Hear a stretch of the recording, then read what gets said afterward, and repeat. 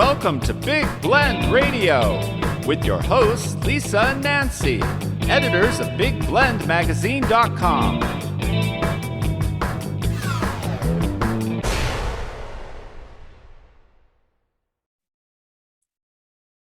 Hey, everybody. Welcome to Big Blend Radio. Every third Saturday, we get to chat with artist Victoria Chick. She is a contemporary figurative artist and early 19th and 20th century print collector who is based in Silver City, New Mexico, and that's in the southwest corner. A beautiful region, well known for art. And in fact, it's an artist community. There's studio tours, lots of art galleries, and entertainment, and a lot of nature out in this region. We've got the Gila Cliff Dwellings National Monument, the Gila Wilderness, the Gila National Forest, all kinds of amazing places.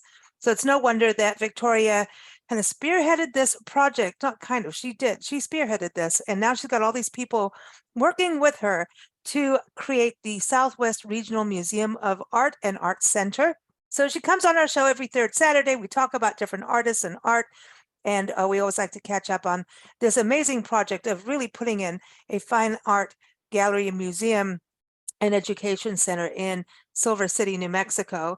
And I encourage you to go to that website and see what is going on there. We're going to be covering this next month in depth, but you can go to swrm-art.org and also keep up with Victoria at victoriachick.com. So welcome back, Victoria. How are you? Oh, thank you, Lisa.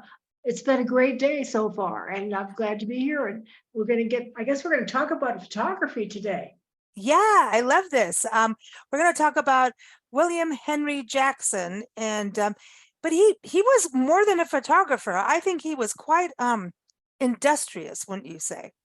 Well, I would say that. And he really, as a young man, he was an artist. He specialized in drawing. And he got into photography in kind of a backdoor way because photography was going on, but he got a job retouching photographs. They always used to do that to add color because they didn't have color film. Mhm. They would add color with oil paint onto photographs. And so he did some of that when he was a young man. One of the things, let's just say he's from way back when. He's famous for being part of Hayden's expedition for Yellowstone and being part of the movement to help Yellowstone become our very first national park. But we're going back into, he was born in 1843, right? Yeah, 18. Yeah. No, round about there. Right. Yeah, he's when I'm looking at one thing that how I know we've talked about him before. Yeah, he was born April 4th, 1843 in New York. Yes. And died in 1942. So wow, he was almost 100 years old. He was. He is his 99 years. He packed a lot into those 99 years. Wow. Imagine living that long. Yeah, I was thinking about this topic and about cameras, about photography in general. And we have all this digital stuff now, where we don't have film. He lived through the film era. He lived through the film era, but before that, he was using metal or glass plates and traveling around. You mentioned the expedition. That was what they were using back then, were plates. And he had to be so well equipped when he was on that expedition. Where we get kind of spoiled, we just point and shoot now and want to put it on our computer and fuss with it some, and all of the photographs come out looking pretty good when we're done. He dealt with a lot more.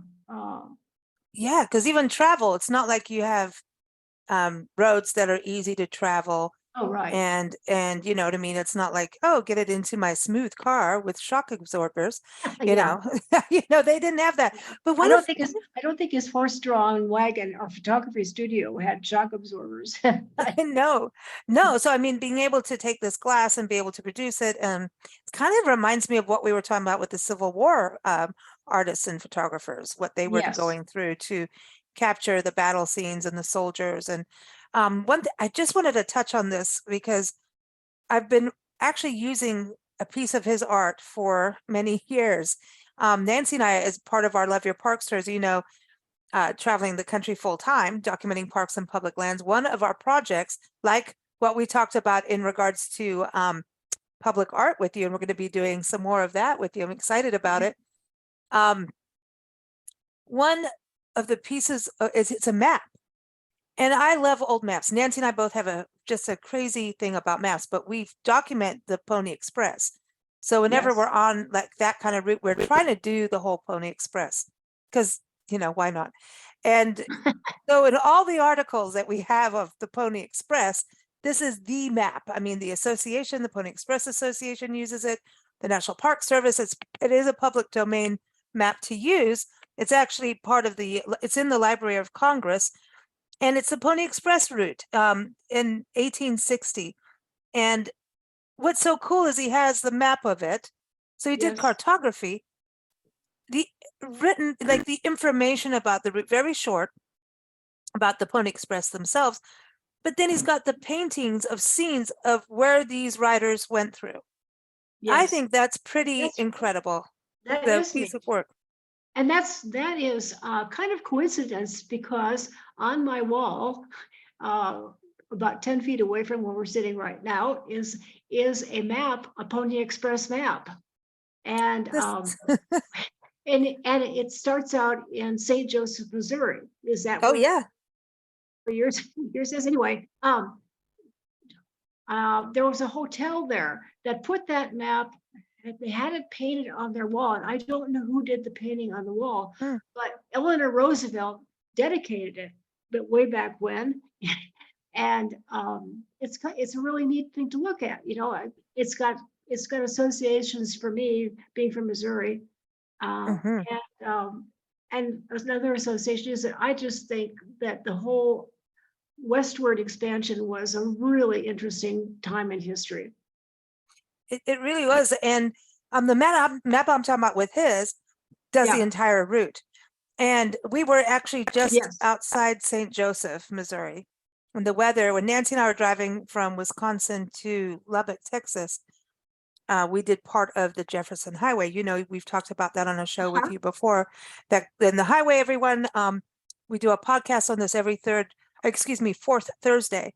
And this is a highway from 1915 that was created by the editor of the Better Homes and Garden magazine, because he understood the vitality of these small town America, needing these travelers to come through, and for travelers to understand the history and all of that good stuff. It's like it is known as America's first vacation route that goes from Winnipeg, Canada, down to New Orleans, Louisiana. And when you go through these towns, I mean, these are like teeny towns. In fact, I was just posting on Facebook the other day. We went through a town called Stanberry, not Strawberry, but Stanberry in Missouri. And by the way, Missouri, listen, that state knows public art really well. I'm just going to say, like, they do. But here's this tiny town, like of 1,200. They have this giant city park, like for the size of the town. The town goes around it. 1,200 people, okay? Yeah. They have this beautiful mural showing the legacy. I know we're going to do this on another show, but it all ties together about what we're talking about. This little town has been there since the 1800s and got mapped because of the railroad. Otherwise, it wouldn't have been put on a map at that time. And so Yeah. they have a beautiful mural of the train coming through, and then they have a caboose in their park next to the swings and the old gazebo. So I thought that was cool. But we did. Cool. I'm just like, and then you go down this road a little bit, and they're giant gas pumps from way back when. So anyway, that's a whole other show. But we did go right by St. Joseph, but the weather turned on us, so there was no point of doing photography, and it was darn cold because we just dodged a snowstorm too. But Yeah. I think these artists, I mean, I'm going, oh, we dodged a snowstorm, wah for us. But when you think about him, like William Henry Jackson and these artists, these pioneers going out, they're like, and look what he had to have done part of the Pony Express route to do it, to Right. just, you know what I mean? Like, you've got to think it's like our U.S. Postal Service through sleet and snow or rain and snow. We're going to still deliver your mail. These artists are like that, right? That kind of tenacity. I think they were a special breed. The people that were the photographers during the Civil War, certainly William Henry Jackson had the courage and the exploratory mind, I think, to throw caution to the wind, more or less, and set out. And yes, sometimes he was with an expedition, but there were a lot of times when he was just out wandering around, photographing scenes that he thought were worth photographing. Mm. And one of those, he did this. There's a place called Mountain of the Cross that was rumored, because it wasn't on anybody's direct trail route, but he found it, and he was the first person to take a photograph of it. So he was able to prove that it actually existed. I thought that was kind of neat. And we have cliff dwellings here, but the largest cliff dwellings I know about are in Mesa Verde, and he was the first person to photograph those. Wow. And yeah, so he made a reputation for himself as the greatest landscape photographer in America, and that was even before the turn of the century. So he was way ahead of anybody else that was a photographer at that time. I'm looking at some of his work, and everyone, Victoria's article on this topic, and William Henry Jackson with images is up on blendradioandtv.com, but we link it in the show notes. So no matter where you're listening to this from, just go look in the podcast notes, and there'll be a link to Victoria's article and also her website. But this one of the Lone Star Geyser in Yellowstone, I mean, here these guys get up there, and I'm just going here, it blows my mind, because he did Yellowstone, he did Yosemite, and the El Capitan one. It was an 1899 photograph he took. Yes. And I'm looking at that. So that's when he started doing the colorization on top of it, right? Or because it looks like a painting to me. He was noted for color. And the dyes and things for photography were iffy early on. So he did a lot of experimenting with color, and he found a way to be entrepreneurial and with the color, because he started making color postcards, which were like a real new thing in the late 19th century. So he went to, you guys we've talked about the Chicago Exposition or the Columbian Exhibition before. That was in the 1890s, and he went to that and had his photographs. They were really well received, because it was like miraculous for people to see colored things in photography at the time. But one of the things that he did was meet this guy who had actually been one of the organizers of that exhibition in Chicago. And the guy offered to pay all his expenses to travel around the world, and he gave him 5 years to do this and take pictures. And so he did. He accepted that offer, but he did it in much less time than 5 years. I think he was home early, and when he got back, he had all these negatives, and I believe he was still using plates. I don't think he was using roll film yet, but he took his negatives to this publishing company, and they liked them so much that they kind of made some arrangement that he would be part of the company. And so, so financially, he really made out like a bandit from that connection. Yeah, because he had this postcard. I'm sorry, go ahead. No, I was going to say, because he was involved with a lot of different publications, the Detroit Publishing Company. Yes. And also he was in like Harper's Weekly magazine. I'm looking at all these things he did. Yeah. But it's like he sold his pictures to all kinds of publications. And as color processing improved from other people's work, his type of color processing became less cutting edge, let's just say. So after about 30 years, he went out of business. He went out of that business. But by that time, I think this is so cool about him. He was over 70 when he went out of business. And this is a time when, I mean, people retired, you know. Right, But right. he didn't retire. He said he reinvented all of his himself really, and he became a commercial artist. He went around the country lecturing.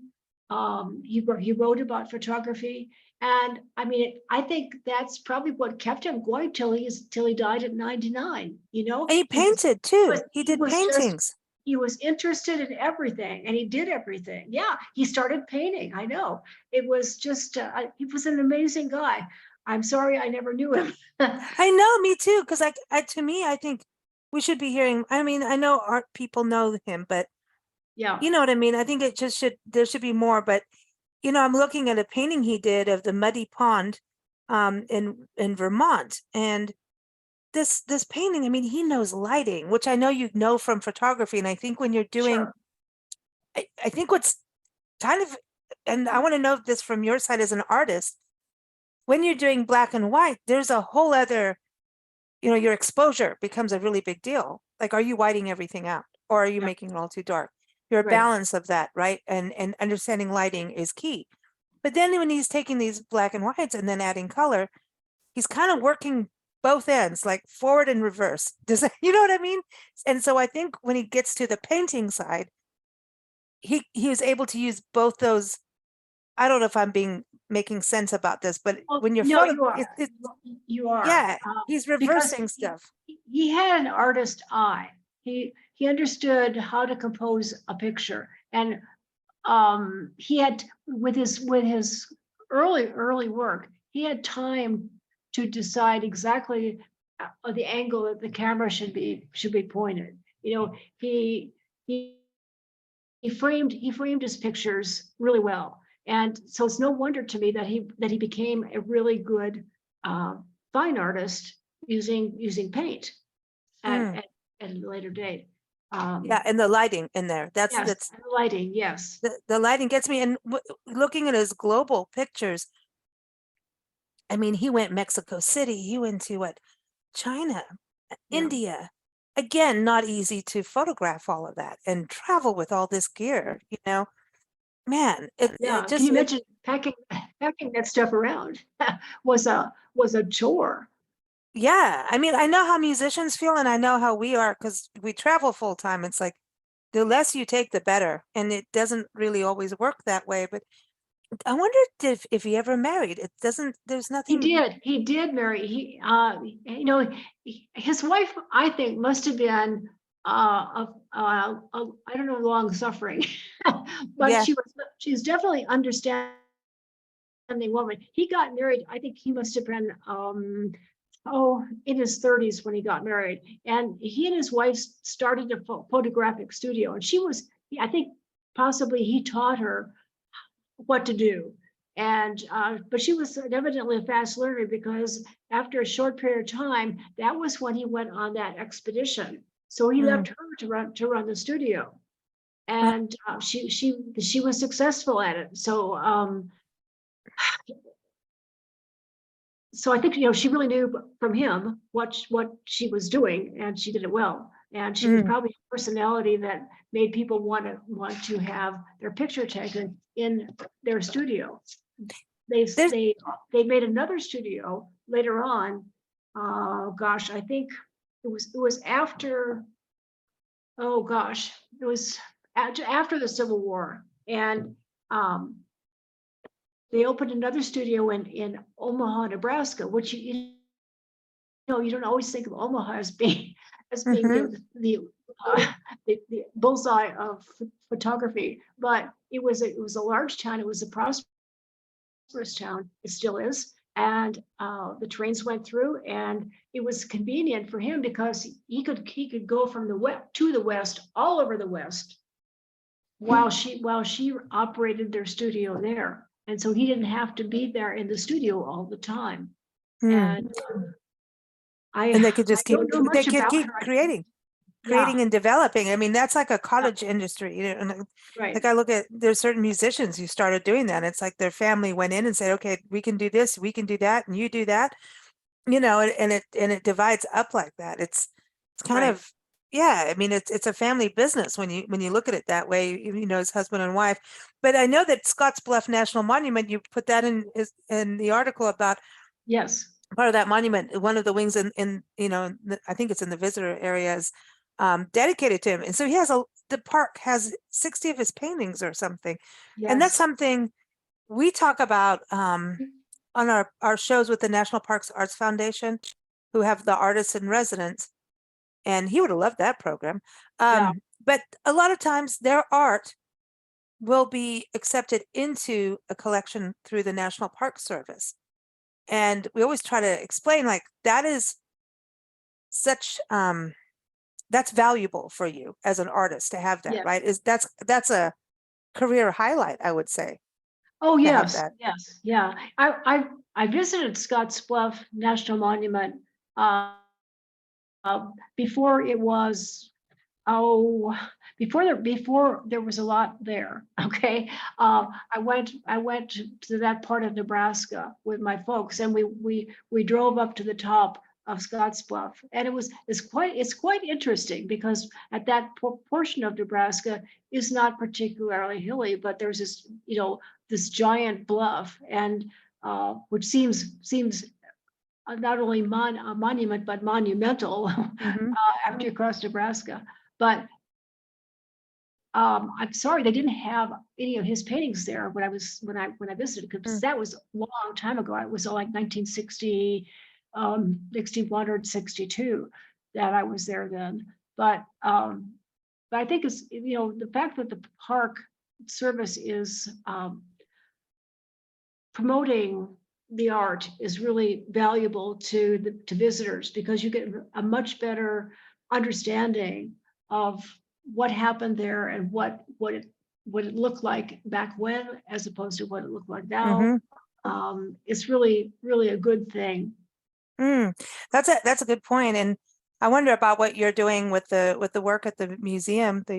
Let me get everybody know the full name here, the Southwest Regional Museum of Art and Art Center in Silver City. What you're doing there, I think we need these real, like, foundational rocks for art, because of preserving history in that way. Like, I think it's Yes. just these pillars of integrity, and for artists to have a place. I mean, artists pass away, and then what happens, and yes, we have Google and everything, but there's something magical to be able to actually go see those paintings. Yes. I know what's happened to us doing shows with artists, and like going to the places. Like, we've interviewed artists who did a residency in Chaco Canyon up in Northwest New Mexico, and then we go to the park, and it's kind of now you have multiple perspectives of the park. Yes. So now you're not looking just through your own lens, which could be limiting, right? Because it's absolutely just, yeah. but now now that I've seen all these artists and what they've created with Chaco, I've there was a side of me that really wanted to take a whole bunch of different photos. I didn't have time. And then there's a side of me going, man, like, they were super creative with what they were doing. And so, like, I don't know, it was just such a different experience, because it was so fresh in what we'd experienced on shows, and producing the magazine work with their art, that once you're there, I don't know, it's just all these different other layers. And I think that it's something when people capture these scenes of places and scenes of people, it's I don't know, an art, whether it's photography, it just kind of makes you realize that somebody else is looking, and what was the artist feeling when they captured that, and then the process. Yeah, sometimes it's hard to know. Sometimes, they're looking for facts. Sometimes they might be trying to interpret what they see. Maybe something strikes them more strongly than another aspect of what they see. So every photographer, they can take the same picture, the same location, and the effect is not going to be the same in each picture because the photographers, you know, have their own artistic vision when they take the picture. And of course, the light changes, and you know, there's so many variables. But but like you were saying, when you visit something after having seen pictures and having read something about the area, that gives you as a viewer or a participant in the scene, it gives you a whole different perspective. And you know, no matter how good a picture is, it's a picture. And there's a lot that you don't pick up. Like if you're standing there, you can feel the breeze. If you look at a picture of that, you don't have that sensation. If you are looking at a picture, you may not see all the texture, although some photography is really, really good. But you do, until you have experienced something like it, it doesn't have a great meaning for you. So when you put it all together, you get a package that's hard to beat. You know, and it's hard too. I mean, we know just from magazine work, right? Yes.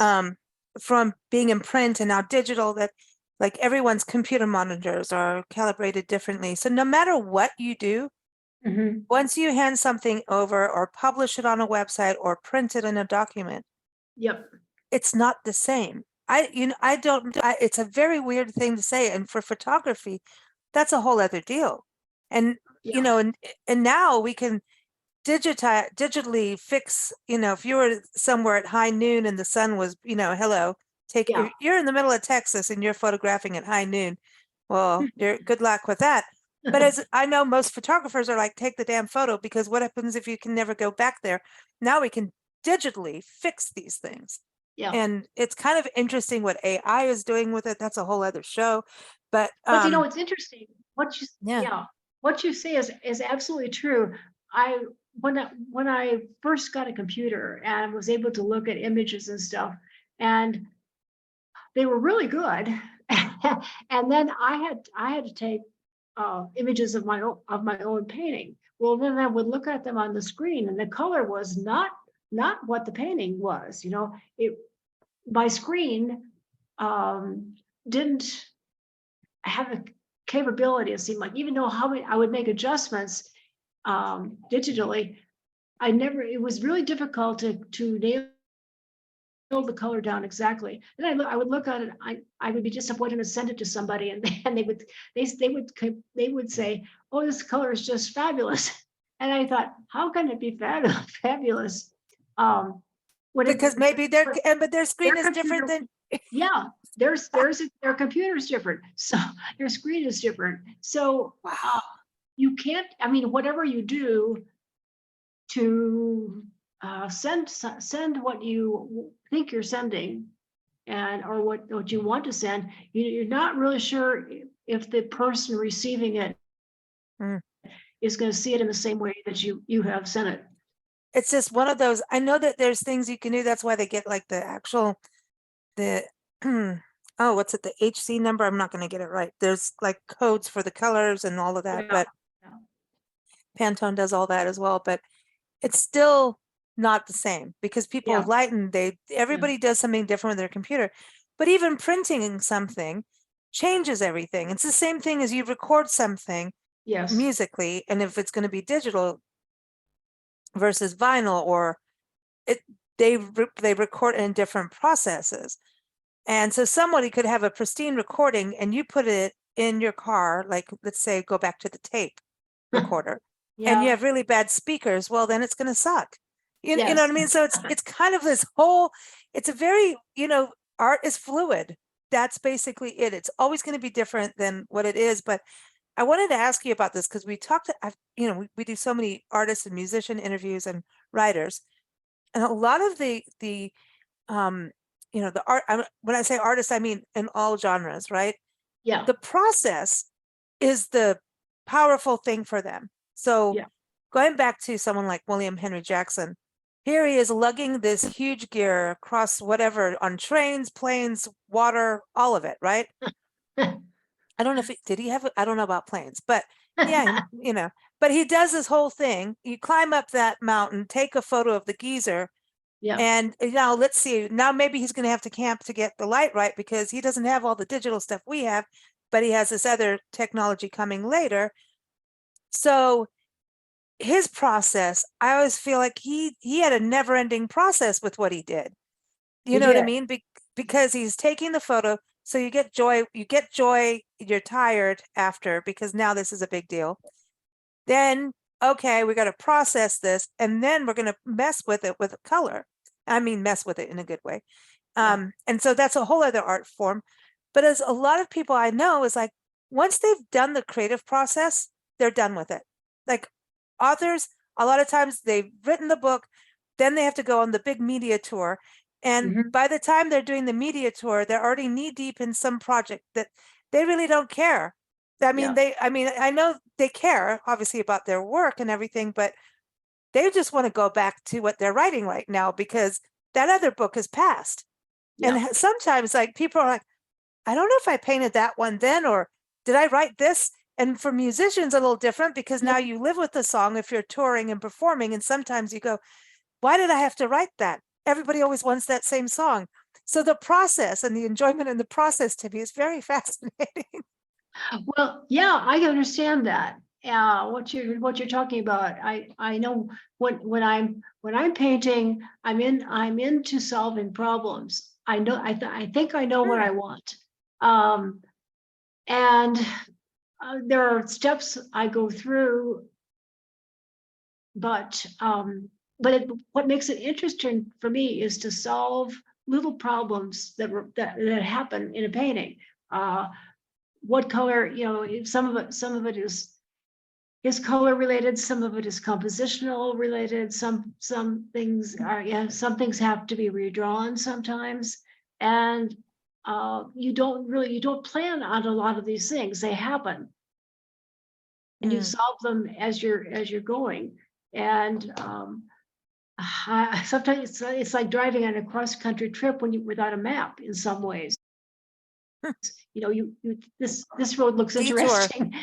Yeah, Detour. I think I'll try that. So the process is very important. And when the painting is done or the artwork is done, you know when you haven't known how much time it's going to take, or you haven't thought about putting the end at the end, but when you don't want to work on it anymore, that you just better stop. Because if you keep going, you're really going to be sorry. Yeah, you don't nitpick it. Yeah, right. So I understand. I could really relate to that, to your comment about the process. yeah. I think it's and I think for musicians they get to relive it, but that's what I was thinking about him. Like he had multiple processes. Yes. It's like one picture had many journeys. Yes. Yes. With what he was doing, because even just the travel and I mean, how much research could you even do when you're at the beginning? Yeah. Right. And when you if you're lucky enough as an artist or as a photographer or as a musician, as a musician, you might listen to a recording of something you did 10 years ago. You might, if you're an artist, you might have a retrospective and you see a bunch of your work over a period of time displayed in one spot.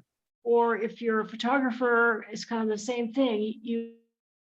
A bunch of your work is up on a wall from many places that you've been, and you kind of relive what you went through to reach point, to see everything. And it's a lot of times it looks different to you than it did when you finished it, because now you're looking at it under controlled lighting. It's different than it was in your studio, or you're seeing things juxtaposed next to each other that you hadn't thought of before.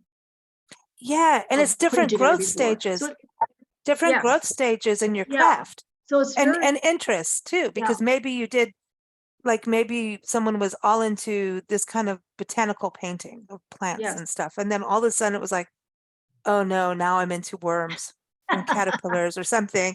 You know what I mean? So now I'm going to jump over here. And so you see like themes and musicians do this where they get into the concept album mode. Now you're very much like that too with your series. You do like the New Mexico labels with your paintings, these series. And then all of a sudden Right. it's like, I'm done with that. Nope. I'm, well, look at us with our magazines. It's like, we're not done. Like we Yeah. can't, it's like, there's no ending of new interests Right. to experience. And Yeah.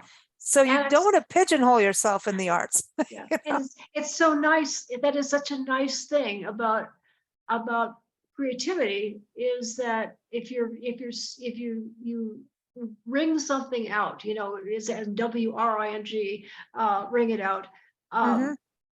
You and you move on to something else, and when you do, a lot of times you're the people who liked what you have done in the past are now disappointed in you because you're letting them down, because you're not doing that theme anymore. You've Mm. moved on, and so artists Yeah. sometimes get the opposite of fan mail when that happens.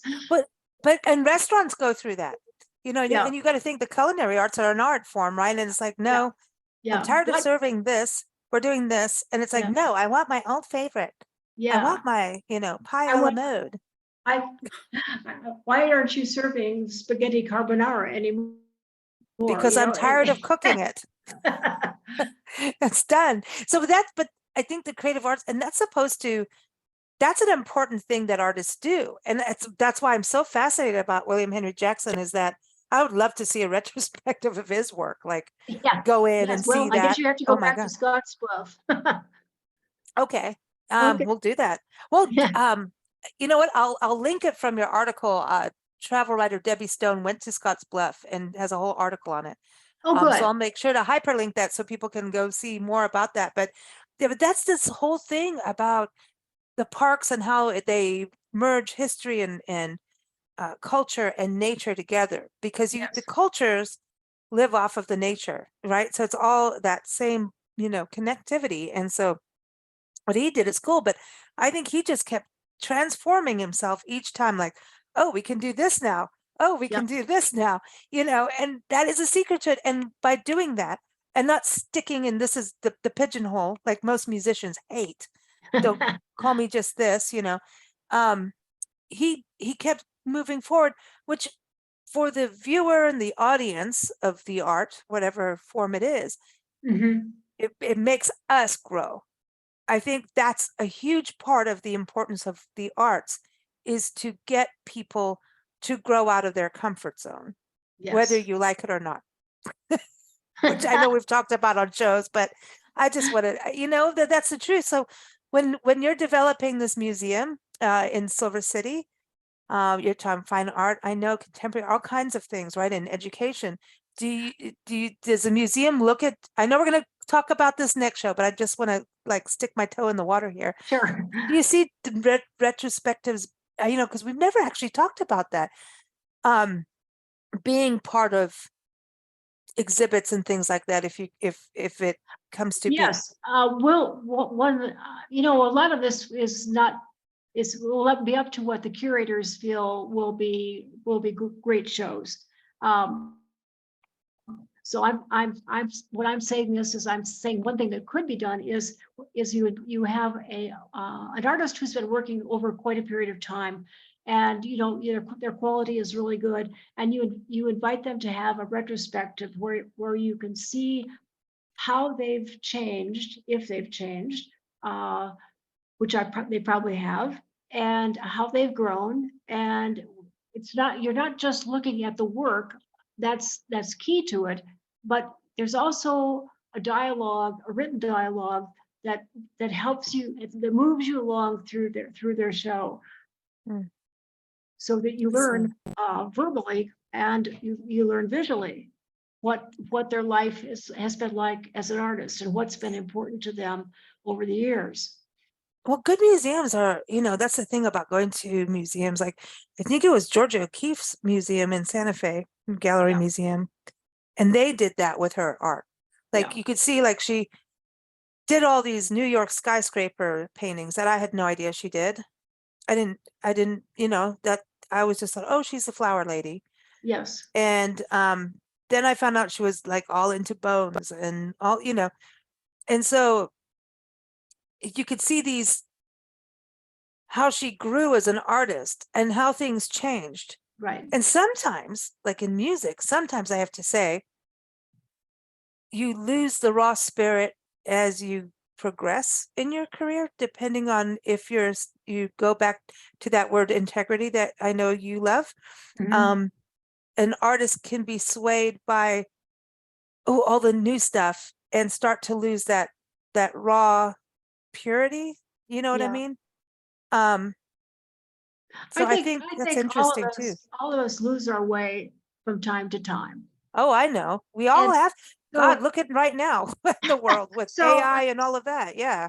but when something's important in your life, in your whole life, and and it has to come out, and you art, whatever form it takes, will crop out, even if somebody's laid off for a while or not, or done work they're really not convinced of, because they know what's important to them. They know what, when you said integrity, they know they have their integrity, and they're not going to accept something that they might try for a while. They're not going to accept that continuing on. They will look for some way out of it that has more meaning to them. Mm. Yeah. I think it's a process. Yeah. Yeah. Because it's Yes. like, oh yeah, I'm gonna try this. This sounds like a really cool recipe. And then Yeah. oopsie, that Yeah. didn't quite work. But Oh, that's the process. I think that's the thing too, is artists always wear their heart on the yeah. sleeve, with Yeah. the process. It's like this is it. But I'm so glad we talked about him. Me I'm gonna too. geek out on him because it's like I think it means a lot more to me than when I know we talked about him years and years ago, and he's been through some of the other conversations and other things we've done, like the Pony Express, but I don't know, with us traveling the country, this means so much more to me now, having been to Yes. some of these places and That's true. finding that. Your experiences now are so different than you were when we first started all these things. Yeah. And yeah, I mean, that's life. And as we mature, I won't say getting older, but as we mature and have more experiences of various kinds, uh, art art means more things to us in different ways. Hmm. And we change just as the artist does over It's time. cool. Art rocks, man. That's it, period. It does. So everyone, again, Victoria's article is up on, I said blendradioandtv.com earlier. I apologize. It is nationalparktraveling.com that the article is on again, but the link is in the show notes. But yeah, it ties to all the parks, and I'll make sure the Scotts Bluff is all hyperconnected, hyperlinked, and all of that good stuff there. But you can keep up with Victoria again, victoriachick.com. She's here every third Saturday. Keep up with us at bigblendradio.com. And Victoria will be back on next month in June talking about Southwest. Oh my gosh, I'm excited. We're going to talk about helping to fund the Southwest Regional Museum of Art and Art Center and just all kinds of the programs that they're doing and all the amazing work they're doing in Silver City, New Mexico, the next New Mexico major art destination when this all comes together, and things are already happening. So that's They exciting. are. Very cool. Very cool. Thank you so much, Victoria. I had fun. Thank you. And I'll talk to you next month. Yeah.